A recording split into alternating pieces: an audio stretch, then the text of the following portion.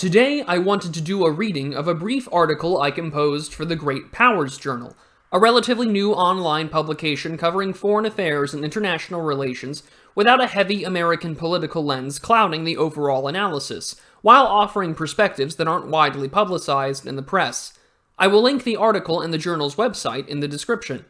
I will be back with more scripted content, and I have some more longer-form videos in the works. But, without further ado, a primer on the Nord Stream 2 pipeline. Earlier this week, American President Joe Biden had a phone call with Russian President Vladimir Putin. Biden and Putin discussed a variety of issues, including arms reduction, cybersecurity, and the ongoing Russia-Ukraine tensions. Both nations have been amassing troops near the borders of the disputed Donbas territory, with the Russian military buildup in the region at its highest since the annexation of the Crimean Peninsula in 2014. Conspicuously absent from the official readout of the phone call was any mention of the Nord Stream 2 pipeline. The 734-mile pipeline would carry Russian natural gas to Germany by way of the Baltic Sea. It would also potentially strengthen the Kremlin's existing leverage on Europe's energy policy, with nearly 40% of the EU's gas supply already coming from Russia. Numerous Western leaders have called for sanctions targeting the project following the arrest of opposition figure Alexei Navalny by Russian authorities. Some have also called for a halt to construction due to the pipeline's alleged environmental impact. Now, the escalating tension between Russia and her neighbor Ukraine threatens the future of the pipeline as well.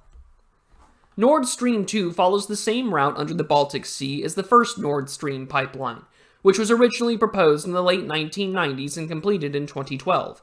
The original pipeline had also faced significant opposition, primarily from the Baltic states that were cut off as Russia directed the flow of gas directly into Western Europe. Then Polish defense minister even compared the agreement between the German and Russian governments to the Molotov-Ribbentrop Pact between Nazi Germany and the Soviet Union. Nord Stream has also faced severe criticism over its alleged environmental impact from the German Green Party, criticism which the United States encouraged under the Trump administration.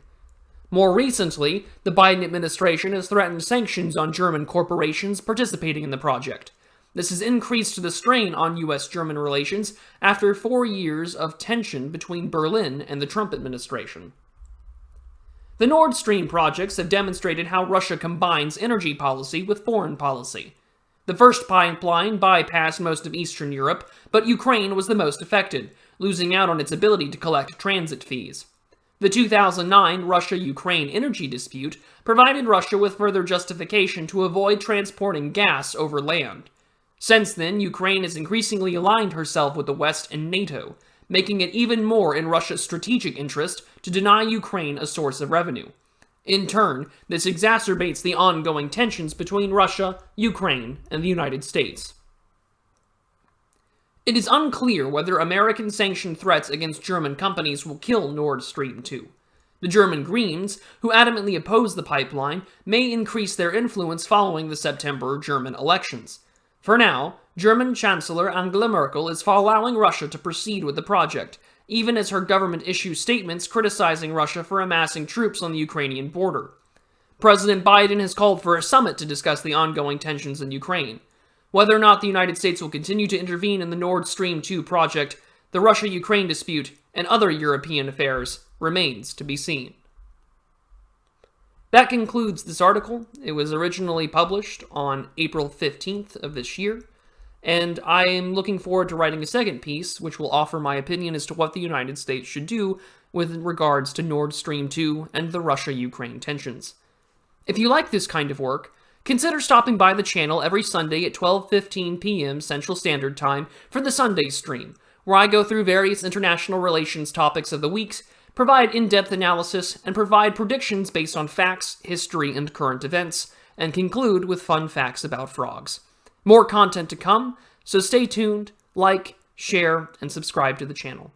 As always, a big thanks to my backers on Subscribestar. Your generous donations right now are going towards a new microphone setup. I'll see you all next time. Be prudent, everybody.